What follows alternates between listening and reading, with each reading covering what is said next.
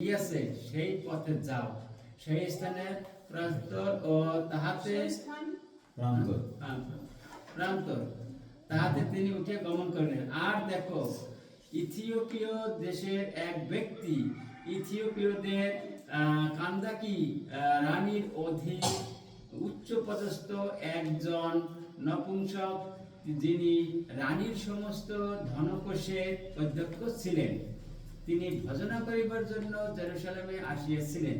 পরে ফিরিয়া যাইতেছিলেন এবং আপন রথে বসে যিশায় ভগবতী গ্রন্থ পাঠ করিতেছিলেন। তখন আত্মা ফিলিপকে কহিলেন, নিকটে যাও, ওই রথের সঙ্গ ধরো। তাহাতে ফিলিপ দৌড়িয়া নিকটে গিয়া শুনিলেন, তিনি যিশায় ভগবতীর গ্রন্থ পাঠ করিতেছেন। ফিলিপ কহিলেন, আপনি যাহা পাঠ করিতেছেন তাহা কি বুঝিতে পারিতেছেন? তিনি কহিলেন, কেহ আমাকে বুঝাইয়া না দিলে কেমন করে বুঝিতে পারিব? পরে তিনি ফিলিপকে আপনার কাছে উঠিয়া বসিতে নিবেদন করিলেন।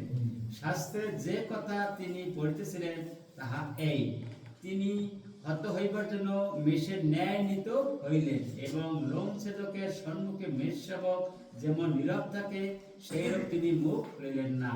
তাহার নিনাবস্থায় তাহার সম্বন্ধীয় বিচার অপনীত হইল। তাহার সমকালীন লোকদের বর্ণনা কে করিতে পারে, যেহেতু তাহার জীবন পৃথিবী হইতে অবনীত হইল। নপুংসক উত্তর করিয়া ফিলিপকে বলিলেন, নিবেদন করি, ভগবতী কাহার বিষয় এই কথা কহেন, নিজের বিষয় না অন্য কাহারও বিষয়? তখন ফিলিপ মুখ খুলিয়া শাস্ত্রের সেই বচন হইতে আরম্ভ করিয়া তাহার কাছে যিশু বিষয়ক সুসমাচার প্রচার করিলেন। পরে পথে যাইতে যাইতে তাহারা কোনো এক জলাশয়ের নিকটে উপস্থিত হইলেন। নপুংসক কহিলেন, এই দেখুন, জল আছে, আমার বাপ্তিস্ম হইবার বাধা কি? পরে তিনি রথ থামাইয়া আজ্ঞা করিলেন, আর ফিলিপ ও নপুংসক উভয়ের জল মধ্যে নামিলেন এবং ফিলিপ তাকে বাপ্তিস্ম করিলেন। আর যখন তাহারা জলের মধ্য হইতে উঠিলেন, তখন প্রভুর আত্মা ফিলিপকে হরণ করিয়া লইয়া গেলেন এবং নপুংসক আর তাহাকে দেখিতে পাইলেন না। ফলে তিনি আনন্দ করিতে করিতে আপন পথে চলিয়া গেলেন, কিন্তু ফিলিপকে অসদতে দেখিতে পাওয়া গেল। আর তিনি নগরে নগরে ভ্রমণ করিয়া সুসমাচার প্রচার করিতে করিতে শেষে কৌশলীতে উপস্থিত হইলেন। আমেন। আমেন। এটা কি হয়েছে? ফিলিপ প্রচারে গেছে, ফিলিপ প্রচারে বেরিয়েছে। এমন সময় ফিলিপ প্রচারে বেরিয়েছে, এদিক দিয়ে অনেক প্রচার করছে, অনেক মানুষকে সুস্থ করছে। এই করতে করতে তারপরে আমরা 25 পদে এসে দেখবো কি, এটা কোথায় আমরা পড়তেছি, প্রেরিত 8 অধ্যায়, তাই তো? প্রেরিত 8 অধ্যায় 25 থেকে আমরা পড়লাম। তো এখন এই বিষয়টাকে যদি সংক্ষেপে আমরা আলোচনা করি যে কি দাঁড়ায়। এখন ফিলিপ একজন প্রচারক, সে কি প্রচার করে? ওইটা বলছে কি, যিশুর সুসমাচার। তাহলে প্রথমেই জানতে হবে সুসমাচার কি, সুসমাচার কি সেটা জানতে হবে। সেইটা নিয়ে ফিলিপ কাজ করে, অন্য কোনো বিষয় নিয়ে না। অনেক লেকচারের দরকার নাই, শুধুমাত্র সুসমাচার মানে কি, ভালো সংবাদ। কি ভালো সংবাদ মানে কি? পৃথিবীর যেটা সর্বশ্রেষ্ঠ উত্তম সংবাদ, এর উপর দিয়ে ভালো সংবাদ এই পৃথিবীতে আর নাই। সেই সংবাদটা কি, সেই নিমন্ত্রণটা কি, সেইটা ফিলিপ প্রচার করতেছে। কারণ ওই সময় প্রচারকের খুব অভাব, শিষ্যরা খুব শক্তিশালী, তাদের ভিতরে পবিত্রতা কাজ করতেছে। রোগীদেরকে ধরে আর সুস্থ হয়ে যায়, মরা মানুষ ধরে সুস্থ হয়ে যায়। এত ক্ষমতা দিচ্ছে যিশু, যে যেন সবাই বুঝতে পারে যে যিশু যে ঈশ্বর ছিল, আর তার ক্ষমতায় শিষ্যরা যিশুর মতন কাজ করা শুরু করছে। বুঝা গেছে? যিশুর মতন কাজ করা শুরু করছে শিষ্য, মহা শক্তি পাইতেছে তার। এই জন্য সুসমাচার হলো সেইটা। এখন একটা বিষয় হলো যে জেরুজালেম কোথায় ছিল? জেরুজালেম মনে করেন যে জেরুজালেম কোথায় হবে? এটা জেরুসালেম শহর, ঠিক আছে? এটা জেরুসালেম শহর। এখন এখান থেকে এখানে একজন আসছে কোথা থেকে?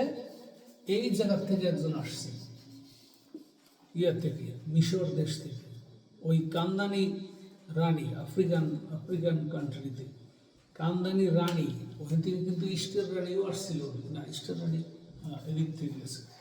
এখন এই যে রানীর যে কোষাধ্যক্ষ, যা যে টাকা পয়সা ধন দৌলত হীরা জহরতের হিসাব যিনি রাখতেন, এত বড় উচ্চ পদের লোক, সে এই যিশুর বিষয়ে শুনে যিশুকে আরাধনা করার জন্য সে চলে আসছে কোথায়?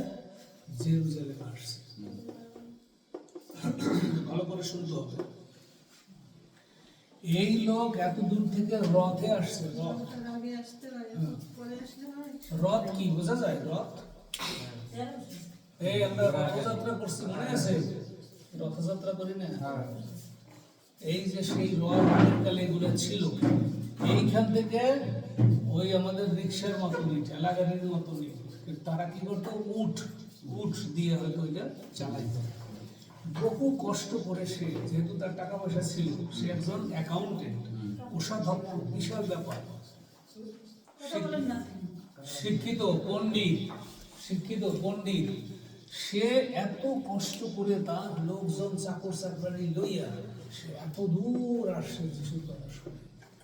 আইসা এইখানে ঈশ্বরের নাম ভজনা করে এখন সে বাড়ির দিকে ফিরতেছে। যখন সে বাড়ির দিকে ফিরতেছে, তখন এই যে পবিত্র আত্মা, এই পবিত্র আত্মা আমরা দেখতে পাই না, ধরতে পাই না, সে ফিলিপকে সংবাদ দিয়েছে, ফিলিপ, এই যে ভদ্রলোক যাইতেছে এখানে, তুমি দৌড়িয়ে গিয়ে ওই রথের মধ্যে ওই লোকের ধরো, রথের সঙ্গ ধরো, মানে এই যে রিক্সার মতন এটা, ঠিক আছে? উনি কিন্তু একজন মানে উচ্চ পদস্থ কর্মকর্তা ছিল, সমস্ত ধনকোষ দেখাশোনা করতে, অ্যাকাউন্টেন্ট, ধনরত্ন হীরা জহরতের উনি হিসাব রক্ষক, এবং ওনার আন্ডারে থাকতো, চাবি ওনার দ্বারে, ঠিক আছে?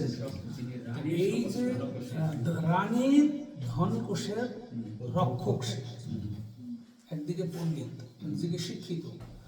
সে যিশুর কথা শুনে এইখানে আসছে, বহু দূর রাস্তা বেরিয়ে। জায়গাটা একটু সংক্ষেপে বলে দিই, জায়গাটা কোথায়? এই যে গাজায় যে যুদ্ধ হয়, গাজা, এই যে এখানে ভূমধ্য সাগর, এই যে এখানে হলো গাজা, এই যে এখন এই গাজার দিকে এই ভদ্রলোক উপাসনা করে গাজার পথ ধরছে, এখান দিয়ে আইসা এইভাবে তার দেশে যাবে। এখন পবিত্রতা বলছে ফিলিপকে, ফিলিপ তুমি শিগগির গিয়া ওই লোককে থামাও।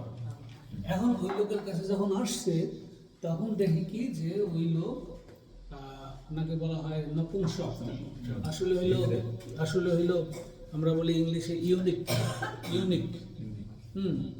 ইউনিক। তো ওই ইউনিক ভদ্রলোকরে ওনার কাছে আসছে। এখন উনি ওই সময় ওই যিশাই পুস্তক পাঠ করতে, তার কাছে কিন্তু বাইবেল, আমরা যেমন রিক্সায় গেলে পরে আমরা খালি এদিক ওদিক দেখি, অমুক করি তমুক করি, সে কত বিশ্বস্ত, সে যাওয়ার সময় বাইবেল পড়তে যাচ্ছে। এখন ফিলিপ এসে তাকে বলতেছে যে, বাবু আপনি যা পড়তেছেন আপনি কি বুঝতে পারেন?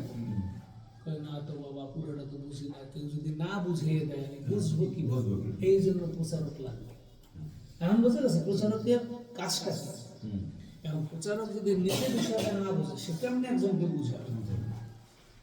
এইগুলো প্রচারকের গুরুত্ব, ঠিক আছে? এখন পবিত্রতা তাকে চালনা করে নিয়ে আসছে। এখন ওই কোষাধ্যক্ষ বলছে, ঠিক আছে আপনি আমার রথে ওঠেন, উঠে আমার পাশে বসেন, বসে আমাকে একটু বুঝিয়ে কি বুঝিয়ে দিল? এই যে বুঝিয়ে দেওয়াটাই হইলে যে কে যীশু খ্রিস্ট এবং কেন তিনি আসছেন পৃথিবীতে। তিনি কে? তিনি সবচেয়ে নিচে নামছে, তার গোয়াল ঘরে জন্ম নিছে, সে সবার মানে নম্রতা দিয়ে সবাই নিচে নামছে, যেন সমস্ত দরিদ্র লোকদেরকেও রক্ষা করে নিতে পারে। উনি ওখানে রাজবাড়িতে বসে থাকেন নাই, সেই তো রাজা, পৃথিবীর রাজা হবে না? রাজা হইয়াও সে গরিবদের কাছে চলে গেছে। নম্রতা, বাধ্যতা, কার বাধ্য? ঈশ্বর তারা পাঠাইছে, বলি হবে তোমার, পবিত্র রক্তের বলি করাইয়া তারপরে তুমি আবার ফিরে আসবা। তাহলে সেই পর্যন্ত আমাকে বিশ্বস্ত থাকতে হবে, নম্র থাকতে হবে। ঠিক আছে, যিশুর এত ক্ষমতা, কিছুই ব্যবহার করতেছে না, চুপচাপ যে পর্যন্ত তার বলি না হয়, এটা হলো তার মিশন। এখন ফিলিপ ওই ভদ্রলোককে সুন্দর করে বুঝিয়ে দিয়েছে যে আসলে তুমি তো আরাধনা করার জন্য এখানে আসছো, কিন্তু মেইনলি যে যিশুর কথা যে তুমি শুনছো, তুমি তো ভালো করে বুঝো না। এই যিশু খ্রিস্টের পবিত্র রক্তের কারণে আমরা সূচি হয়েছি। এখন তুমি যদি এই তার অলৌকিক জন্ম, তার মৃত্যু এবং সে যে জীবিত হয়ে উঠছে, পুনরুত্থান, এটাকে বলা হয় সুসমাচার।